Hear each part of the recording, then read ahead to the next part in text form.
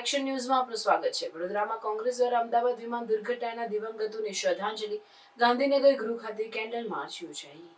અમદાવાદ વિમાન દુર્ઘટનામાં મૃત્યુ પામેલ તમામ દિવંગતોને શ્રદ્ધાંજલિ આપવા વડોદરામાં ભારતીય રાષ્ટ્રીય કોંગ્રેસના આગેવાનો, હોદ્દેદારો અને કાર્યકર્તાઓએ વિશેષ શ્રદ્ધાંજલિ સભા યોજી હતી।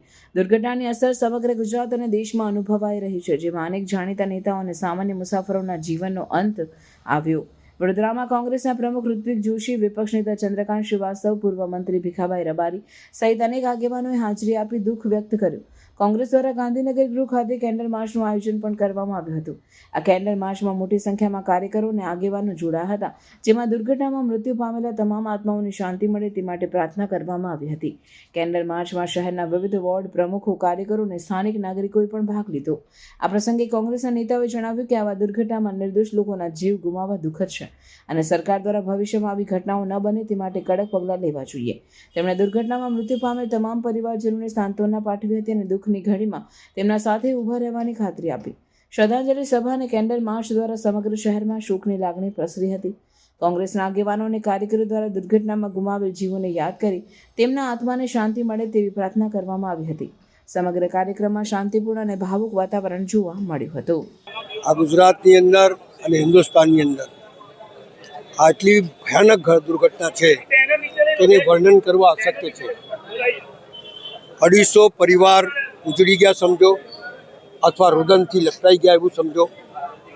મારું માનવું છે કે જે દેવલોક પામ્યા છે અને જે મરી ગયા છે એમને સચ્ચા હૃદયથી શ્રદ્ધાંજલિ આપું છું। એમના પરિવારને દુઃખ સહન કરવાની શક્તિ આપું છું કે ભાઈ શક્તિ પ્રદાન કરે ભગવાન। તમે જોઈ શકો છો કે આ રુદનની અંદર ટાટા કંપનીએ તો 1 કરોડ રૂપિયા તાત્કાલિક જાહેર કરી દીધા કે ભાઈ અમે 1 કરોડ રૂપિયા આપીશું, અને 1 કરોડ રૂપિયાથી કોઈને જીવ પાછું લાવી શકતા નથી તમે। કોઈ છતાં આ શહેરની અંદર હરણીકાંડમાં 12 જણ મરી ગયા, જે તમારા લીધે મર્યા। પૂર આવ્યું એમાં 12 જણ મરી ગયા।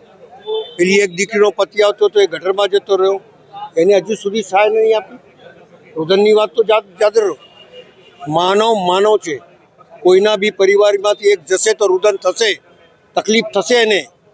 સરકારે એની તકલીફને સમજવું જોઈએ।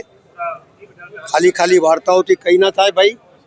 4 લાખ રૂપિયા આપી દીધા, 4 લાખ રૂપિયામાં કોઈનો જીવ પાછો આવે છે? મારું માનવું છે કે આટલી મોટી દુર્ઘટનામાંથી કંઈ શીખવું જોઈએ।